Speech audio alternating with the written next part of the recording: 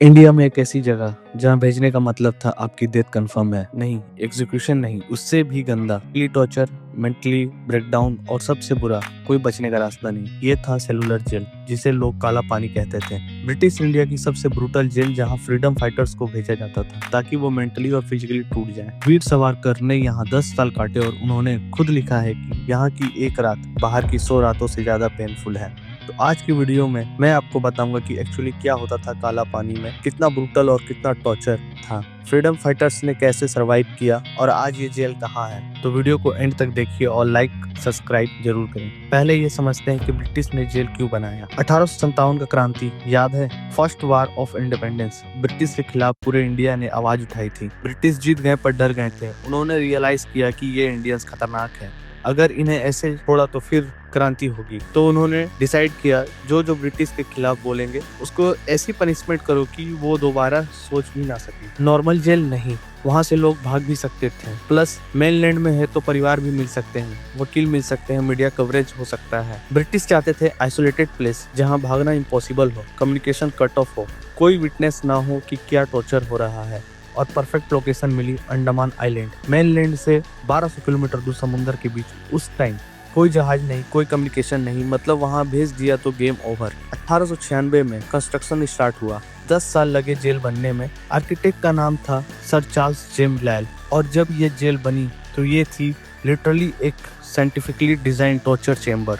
Official name था cellular jail, पर Indians ने नाम दिया काला पानी, ब्लैक वाटर, क्योंकि उस टाइम की बिलीफ थी कि समुद्र पार करना पाप है। ब्रिटिश ने इस साइकोलॉजिकल फियर का पूरा फायदा उठाया। 1906 में ऑफिशियली कैदी आना शुरू हुए और फिर रियल हॉरर स्टार्ट हुआ। अब बात करते हैं जेल की स्ट्रक्चर की। ये एक 7 विंग स्ट्रक्चर, बिल्कुल एक स्टार शेप, सेंटर में एक टावर जहां से गार्ड्स हर सेल्स को मॉनिटर कर सकते थे। टोटल 698 सेल, हर सेल का साइज सिर्फ 4.5 × 7 2.7 मीटर, एक छोटी सी रूम जहां तुम्हें सारी जिंदगी बितानी है। 3 फ्लोर्स थे, हर सेल में एक वेंटिलेटर विंडो ताकि हवा आए, और वो विंडो समुद्र की तरफ खुलती थी।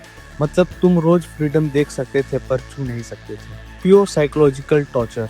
अब सबसे इम्पोर्टेंट चीज, सेलुलर जेल क्यों हर कैदी कंप्लीटली आइसोलेटेड था। लेफ्ट राइट ऊपर नीचे चारों तरफ कैदी हैं, पर तुम किसी से बात नहीं कर सकते। वॉल इतनी मोटी थी कि साउंड पास नहीं होती थी। ये था साइंटिफिक आइसोलेशन कि तुम मेंटली टूट जाओ। डेली रूटीन, सुबह 6 बजे उठना, नाश्ता 2 रोटी और नमक, कभी कभी चावल, पर वो भी कीड़ों वाली। पानी की क्वालिटी मत पूछो। सुबह 6:30 बजे सबसे ब्रूटल काम था कोलू प्रेसिंग। ये था एक 30 से 40 केजी का मशीन जिससे नारियल से तेल निकाला जाता था। हाथों से घुमाना पड़ता था 10-12 घंटे हर दिन। Daily target 30 pound oil. अगर टारगेट मिस किया तो बेल्ट से मारते थे, वो भी लेदर की, इतनी जोर से कि स्किन फट जाती थी। और इंटरेस्टिंग बात यह है, ऑयल ब्रिटिश ऑफिसर्स यूज करते थे अपने घर में, मतलब कैदियों का खून पसीना उनका लग्जरी आइटम बन रहे थे।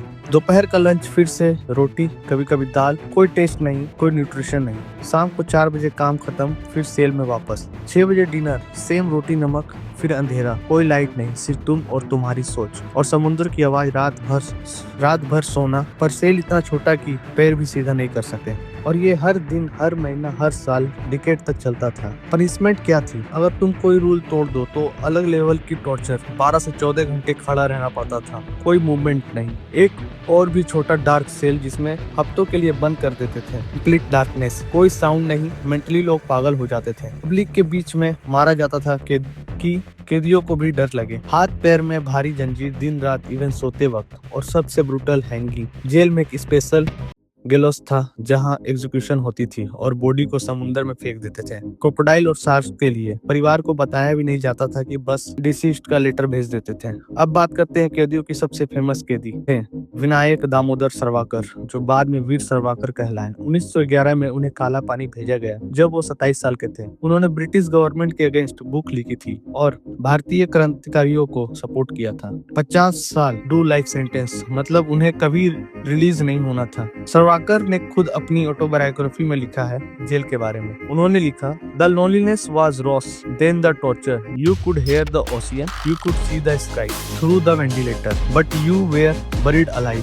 सावरकर का सेल नंबर था 234, 3rd फ्लोर। वहाँ उन्होंने 10 साल काटे। डेली कोलू pressing, daily torture, daily isolation. पर इंटरेस्टिंग बात, सावरकर कभी हार नहीं मानी। उन्होंने जेल में क्रांतिकारी एक्टिविटी कंटिन्यू रखी। कैसे? उन्होंने कैदियों साथ वॉल्स पर स्क्रैच करते मैसेज लिखते हैं कुछ कैदियों के साथ कम्युनिकेशन स्टेब्लिश की सीक्रेट कोड से। उन्होंने जेल की नेल से लिखा कांच पर, वुड्स पर।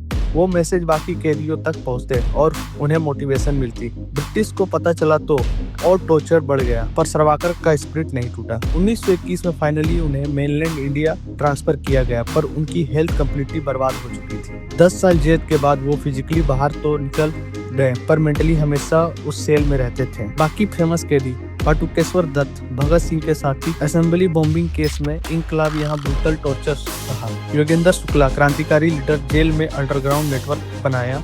Ullaskar Dutt, bomb making expert, British इनको स्पेशली टारगेट करते थे। टोटल 80+ पॉलिटिकल कैदी पीक टाइम पर, और हर किसी की कहानी इक्वल ट्रेजिक थी। अब आते हैं इम्पोर्टेंट सवाल पर, आजादी बाद क्या हुआ? 1937 से 38 से ब्रिटिश ने ग्रेजुअली कैदियों को ट्रांसफर करना शुरू किया, क्योंकि इंटरनेशनल दबाव बढ़ रहा था। वर्ल्ड वॉर 2 चल रहा था, ब्रिटिश की इमेज खराब हो रही थी। 1942 तक ज्यादातर पॉलिटिकल कैदी ट्रांसफर हो चुके थे मेनलैंड जेल में। 1945 में सेलुलर जेल ऑफिशियली क्लोज हो गई क्रांतिकारियों के लिए, पर ट्विस्ट है 1947 में भारत आजाद हुआ, पर सेलुलर जेल यूज होता रहा कुछ सालों तक, अब कॉमन क्रिमिनल्स के लिए। 1960 में कम्प्लीटली ये जेल बंद हुई, और फिर ट्रांसफॉर्मेशन।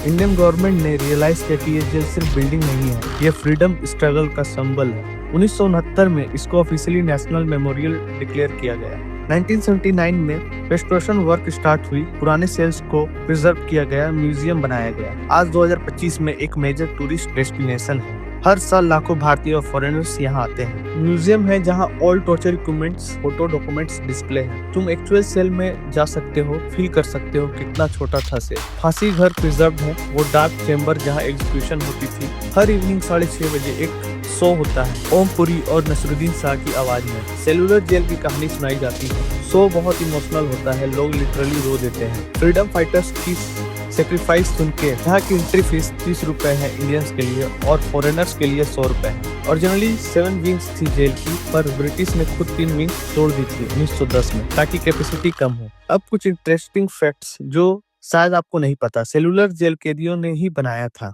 एस्टिमेट्स कहते हैं कि सिर्फ 30 से 40% कैदी अपनी फुल सेंटेंस सर्वाइव कर पाए, बाकी या तो बीमारी से मर गए, या टॉर्चर से, या फिर मेंटली बीमार हो गए और सुसाइड कर लिया। कैदियों को 6 महीने में एक लेटर लिखने की परमिशन थी परिवार को, पर वो लेटर हेवी सेंसर्ड होता था। ब्रिटिश ऑफिसर पढ़ते थे, और अगर कुछ कंट्रोवर्शियल लिखा तो लेटर जाता ही नहीं था। मतलब परिवार को कभी पता ही नहीं चलता था कि कैदी जिंदा है या नहीं। 2 से 3 कैदी ने भागने की कोशिश की। सबसे फेमस अटेम्प्ट था शेर अली का 1910 में। वो जेल से निकल गए थे, पर पकड़ा गए, क्योंकि भागने के बाद भी 1200 किलोमीटर समुद्र था। आज की वीडियो यहाँ खत्म होती है। अगर वीडियो अच्छी लगी तो वीडियो को लाइक और चैनल को सब्सक्राइब जरूर करना। Thank you.